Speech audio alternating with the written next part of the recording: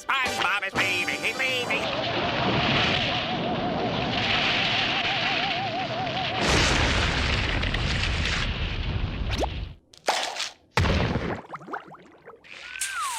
Hey guys, James here again with another Civ 6 guide, and today I wanted to talk about settling. No one ever wants to start off the game on the wrong foot, so join me today as we go over some of the key concepts of laying down your roots and perform some testing to see how different start locations can affect the early game. So before you even touch your units, make sure you have these two settings turned on. Click on the Map Options tab here and make sure that you have Show Resource Icons and Show Yield Icons checked. These will show you the resources on the map and the yields of each tile. Then, at the beginning of any Civ game, you'll start off with a warrior and a settler. You're always going to want to move the warrior first so that you can get some additional scouting in, which is key. Because knowledge is power! Now, let's understand the mechanics of settling. First, one key thing to remember is that cities will only be able to work and place districts in tiles that are at maximum 3 spaces away. Imagine, if you will, a potential border of what that city can reach, the resources and features within, food, production, perhaps some potential adjacencies.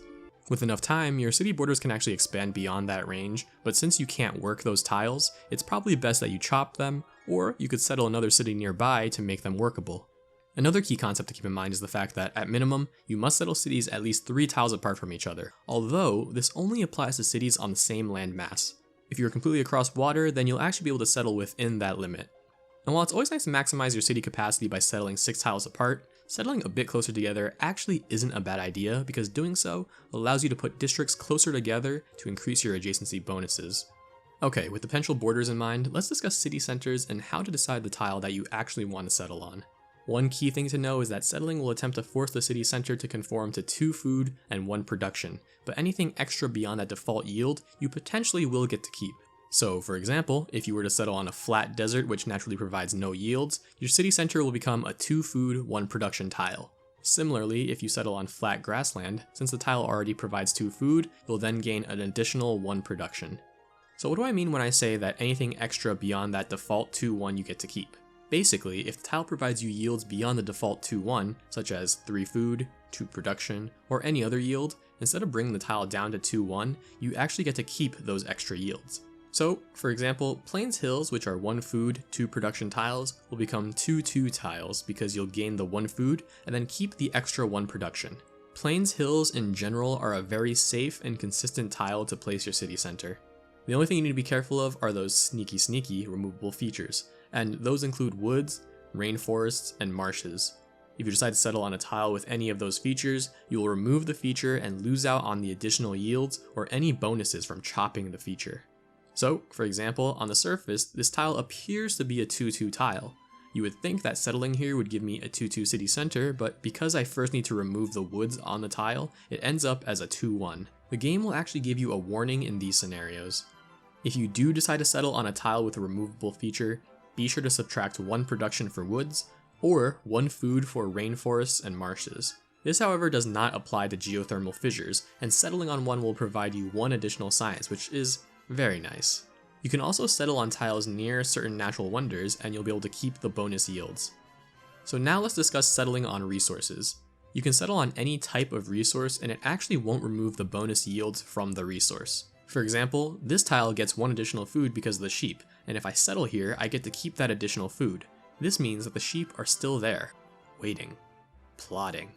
Settling on a resource also grants you access to that resource without needing to research the prerequisite technology or building an improvement on it.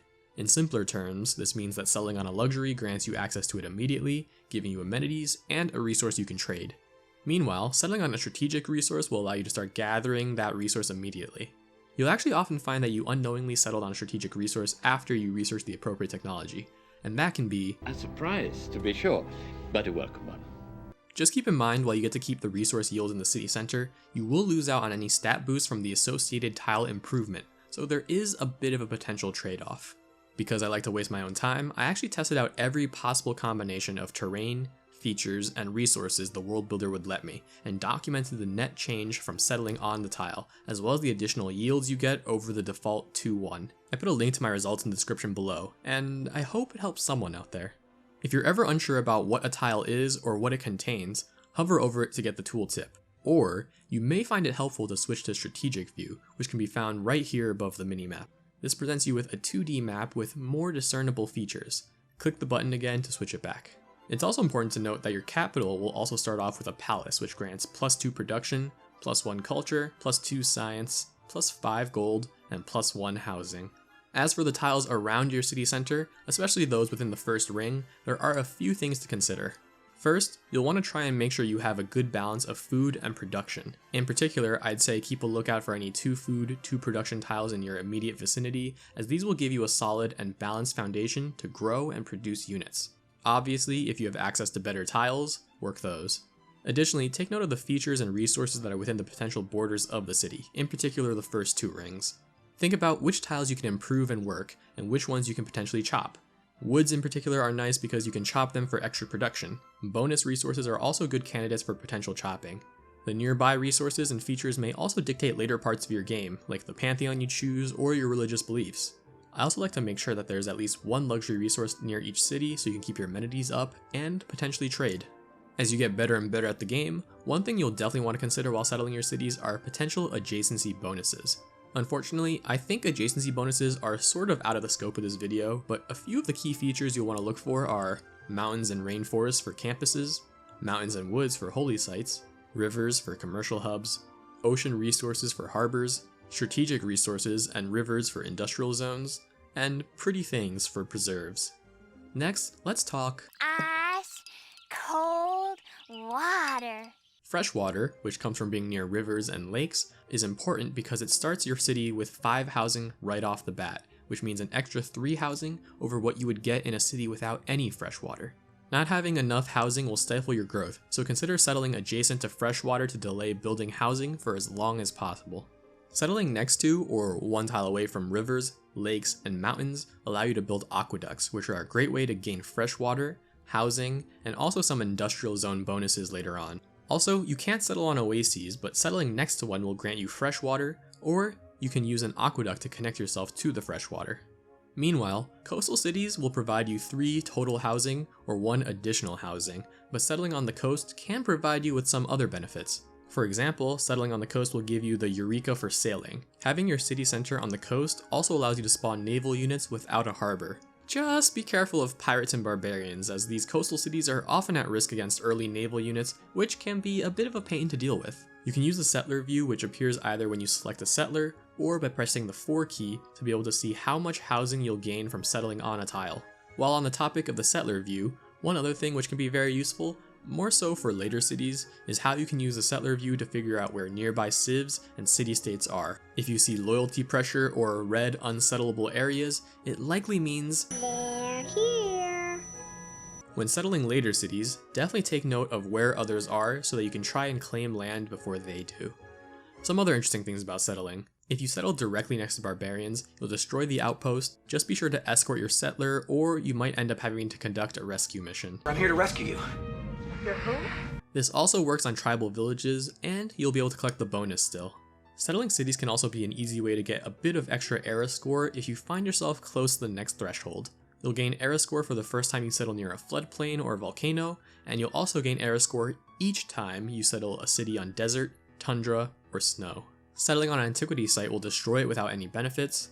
Also, if you have Gathering Storm active, keep an eye out for floodplains and volcanoes. When a disaster happens, there's a chance that these tiles will gain additional yields and boost your city, although it might come at a cost. But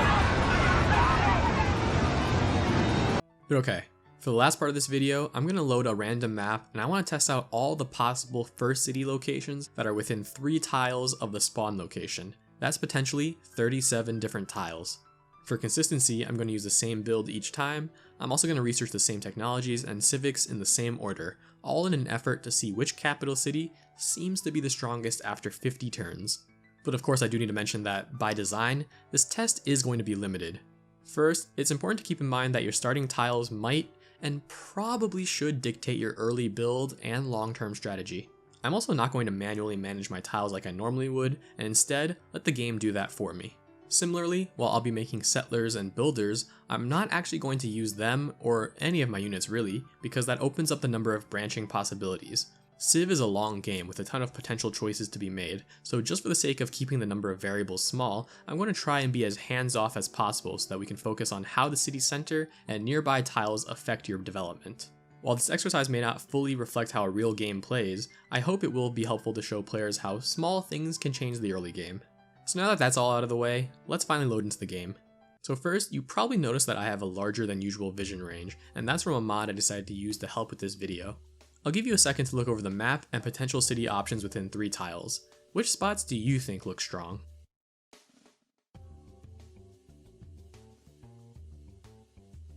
So just my initial impressions, I'm not loving this as an overall starting area.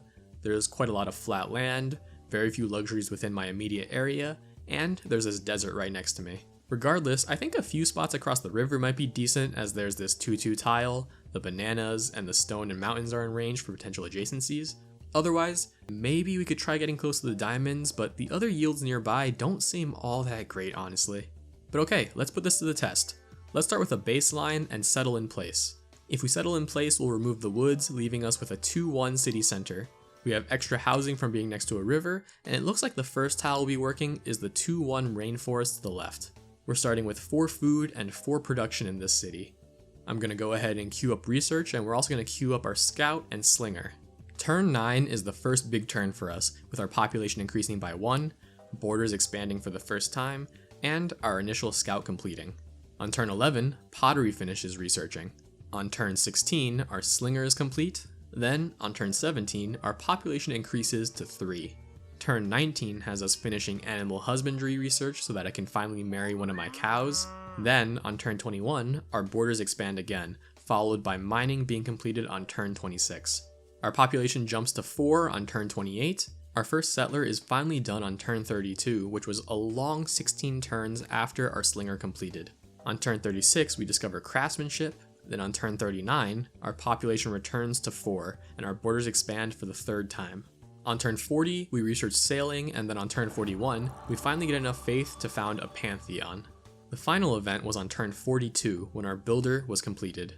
On the last turn of the experiment, turn 50, our monument is still in progress, irrigation is almost completed, and foreign trade still has 5 turns on it.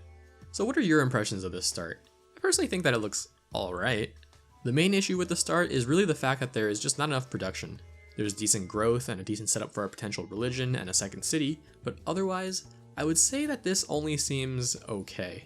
So now let's see how settling one space to the right might affect things. It's still a turn 1 settle, but one of the big things to note is that we start off with this nice 2-2 forest tile. Here, we're starting with the same amount of food and 1 extra production. And so because of that 1 extra production, we find that we do manage to get everything out about 2 turns earlier, which in a real game means that we start improving and settling 2 turns earlier. Everything else finishes at roughly the same time, although the population growth here ends up being a little bit higher, even reaching 5 population because of the extra food provided by my wife and the rice over there.